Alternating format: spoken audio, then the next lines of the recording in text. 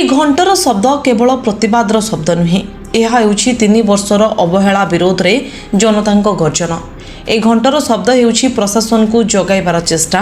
କାରଣ ଅଭିଯୋଗ ରହିଛି, ବାରମ୍ବାର ଜଣାଇବା ପରେ ମଧ୍ୟ ଗ୍ରାମବାସୀଙ୍କ ସମସ୍ୟା ପ୍ରତି କୌଣସି ଠୋସ୍ ପଦକ୍ଷେପ ନିଆଯାଇ ନାହିଁ।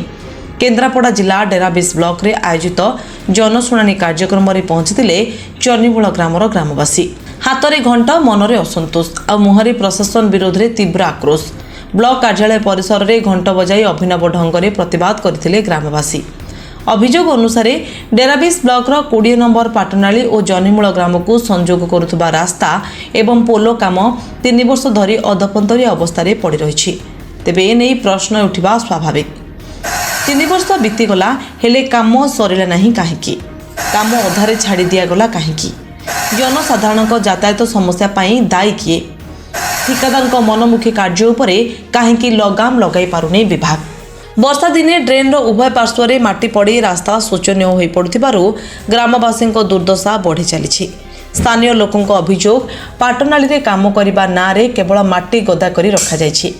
ଫଳରେ ଜଳ ନିଷ୍କାସନ ବାଧାପ୍ରାପ୍ତ ହୋଇ ହଜାର ହଜାର ଏକର ଚାଷ ଜମି ଜଳମଗ୍ନ ହୋଇପଡ଼ିଛି। ଚାଷ ଜମିରେ ଫସଲ ହେବା କଥା, କିନ୍ତୁ ଏବେ ଜମିରେ ଜମୁଛି ପାଣି। ଏହା ଉନ୍ନୟନର ଚିତ୍ର ନା ଅବହେଳାର ପରିଣାମ?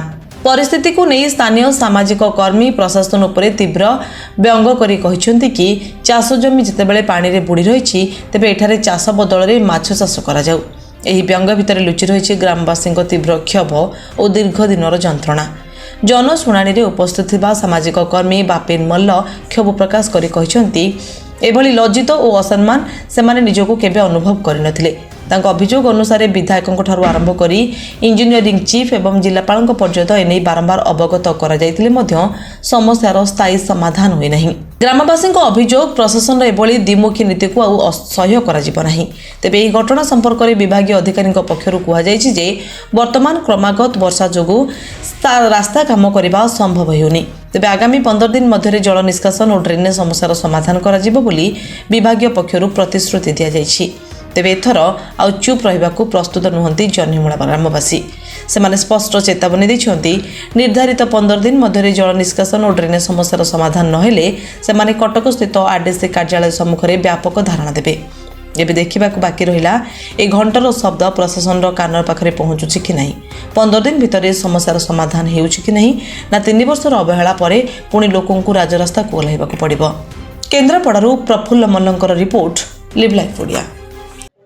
हाँ से विषय में विभागीय अधिकारी आसीथिले जेई आसीथिले तांको सहित आमे कथबार्ता कलु जे जेहेतु वर्तमान वर्षा कंटिन्यूअस होउची आउ से रास्ताटा पूरा कादुओ रास्ता अछि। वर्तमान रास्ता तैयारी करबा संभव हेउ नाही, किंतु सेठी जो माटी डिपोजिट अछि जा पई ड्रेनेज हेई पार नाही पानी, से व्यवस्था से करिवे। विदिन 15 डेज भितरे सेटा क्लियर करिवे, पानी जेमति ड्रेनेज हेई जाई पारिबो से व्यवस्था से करिवे बोली कहिबे।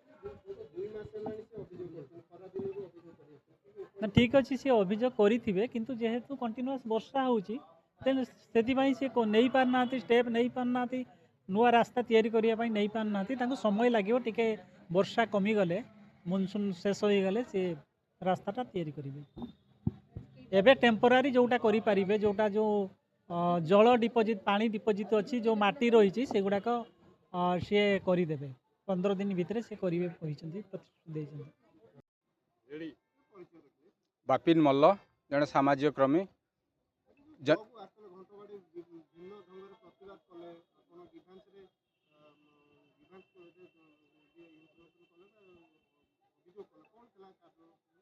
देखु अति दुख आउ परितापर विषय एते लज्जित आम असम्मानित मो निजक अनुभव करुच्ची। आज मो गाँ को गोटे ग्राम उन्नयन विभाग गोटे रास्ता करुला, से रास्ता मुझे भावुँ बोधे दयापूर्वक मत देइथिला।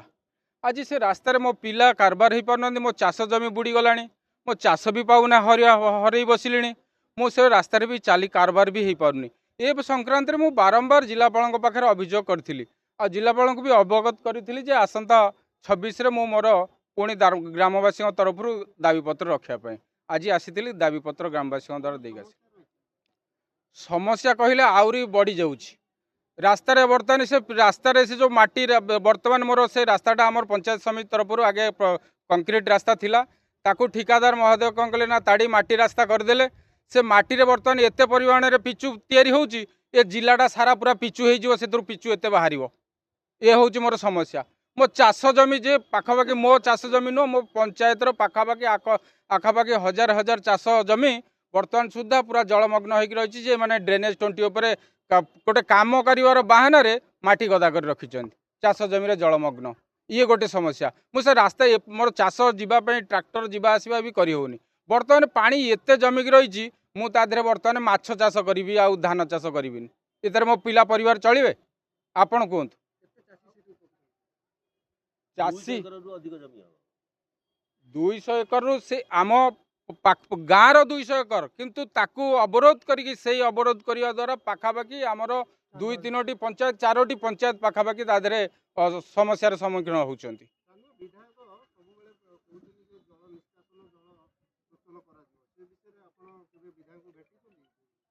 कहले टिके हस लगुच विधायक कथा कहवाको मो भितरू टिके ठीक अच्छे आप पचारे मु कहूँ मो विधायक महोदय को ए बाबद व्यक्तिगत भाव टेलीफोन सहित थरे दुई थर कथा तापरे तांको सी मते मागिथिले जे कौन कौन अच्छी रास्तार स्टाटस मते मागिथिले मु ताकू भी तांको अवगत कली देली तापरे तांको फोन ने पुनर्बार पचारि सर कौन है मो कथा ना मु ईआईसी की कही देइछि बोधे ईआईसी माने इंजीनियर इन चीफ जोटा मु भाबुची मते तापरे इंजीनियर इन चीफ को परे देखा आज को बोधे पखापाखि 15 दिन हो गला इंजीनियर को ऑफिस रु तांको चपरासीटी भी आसिलेनी मु एठू अनुभव कली बोधे विधायक पारिबापणिया उपरे मोर संदेह रहिला मु आ विधायक सहित आ पुनर्बार कथा है ना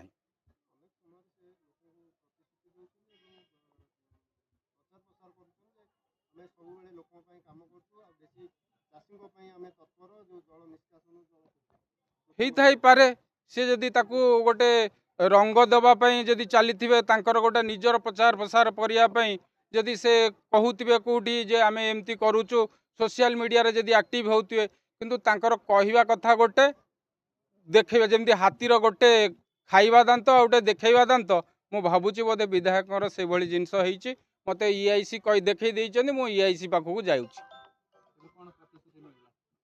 प्रतिश्रुति मत 15 दिन भितर देइचंदी आमर जो दाबी रही जे ताको मोरम पकई जो आमर डस्ट पकई आम कि ना आमर चलिकी जीवाई से रास्ता को करेंगे आम जो पोलर पारी हाँपाई आमर जो मुख्य समस्या अच्छी आर पारी हाँपाई आर पार हाँपाई पोलर जो कनेक्टिंग होनी सेटा कनेक्टिंग करेंगे आम चाष जमी जो जल निष्कासन करने व्यवस्था करेंगे ये करने आम 15 दिन समय नहीं आम 15 दिन समय नौ जदि एक कथा मु आपन को सूचना दउची जदि 15 दिन भितर ए जिनस समाधान न हुए आमे पुनर्बार आरडीसी ऑफिस कटक रे पुनर्बार गाँव रु आमे समस्ते जीवन जन जन करी पाली करी सेठी धारणा रे आरडीसी ऑफिस रे बसिबु।